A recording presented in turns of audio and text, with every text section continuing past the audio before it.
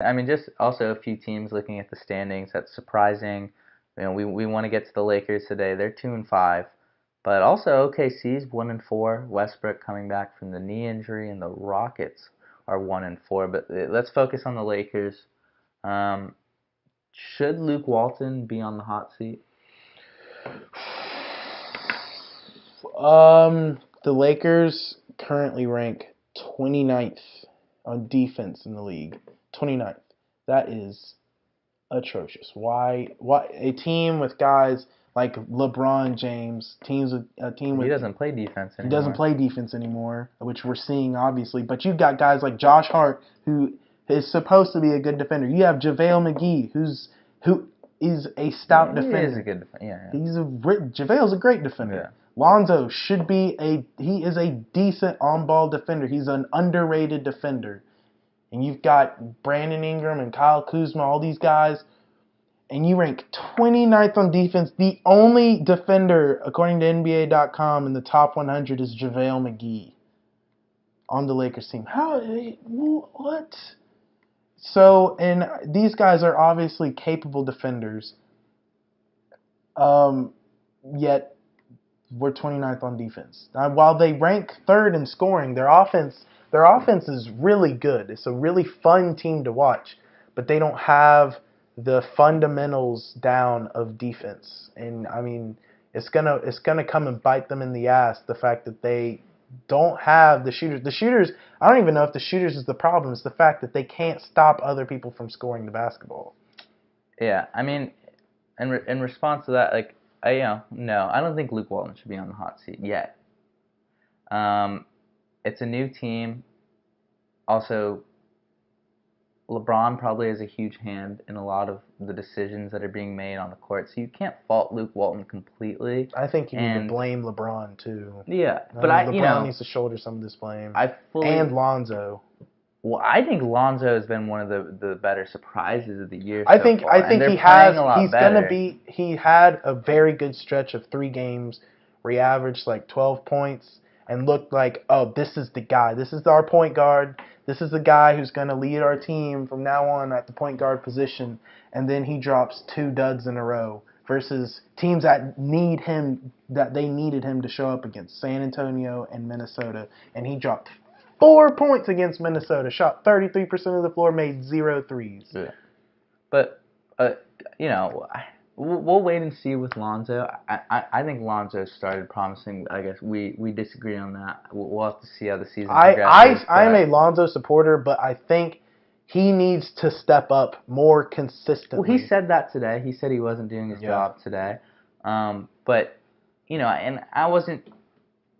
Obviously, to see the shooting was nice, where he shot 40+% from 3, but you can't expect that to continue with Lonzo. You've seen too much. His shot is funky. It's going to be rather inconsistent. He improved his shot over the summer.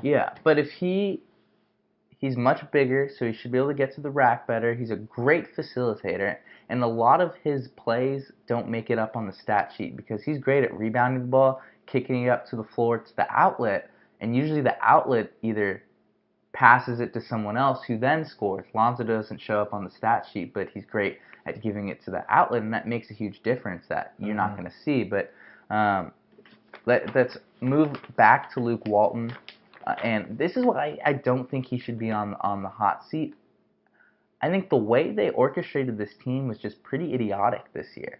And I get it, next year, it's all about next year, but you can't really expect this team to win too many games when, in this day and age, you need to play defense well, and you need to shoot the 3 well. What are the 2 biggest weaknesses of this team?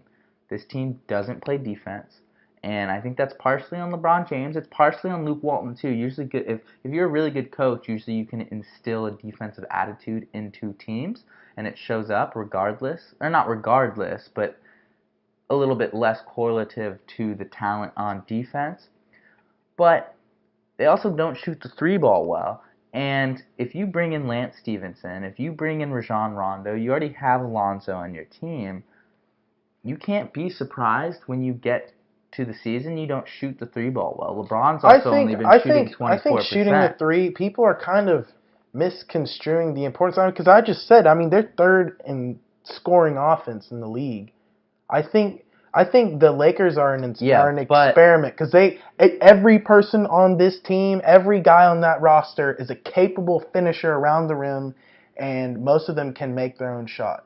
And I think what we saw with the Rockets when they beat the Warriors, well, when they were close to the Warriors in that series, was how all the ISO ball, it didn't work at first, but when they started to pass the ball and incorporate the ISO ball plays into their game plan, it really threw the Warriors off. And I think this team is kind of it's an experiment. I think it can work on the offensive side, but on the defense, that's where it needs to be fixed. It needs to be fixed on the defense. The offense is perfectly fine. They're averaging 122 points a game, third in the league in scoring. But the one thing about them scoring 122 points per game is because they have an inordinate amount of possessions, so that's going to lead to more scoring on defense.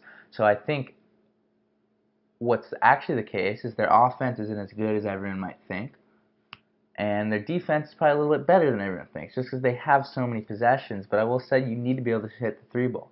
When games slow down, threes just change the momentum, and they're worth more points than twos. Yeah. And you can play a little bit worse with a young team, make a little bit more mistakes. They don't have that guy on the roster that if they're wide open, it's just like shit. What has worked for LeBron James in his career? He will play iso ball. Him and Kyrie did it so well. Him and Dwayne Wade did it so well.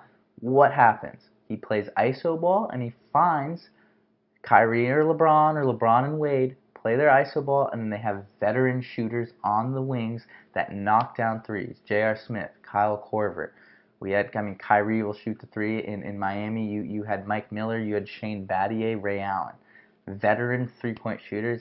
Who are the veterans they brought in? Rondo, Lance Stevenson. So, and even Kuzma and Ingram are good three-point shooters. I don't see them as great three-point shooters. They're not knocked down Hart's guys. a great three-point shooter. Ingram and Kuzma, not quite. They're too streaky.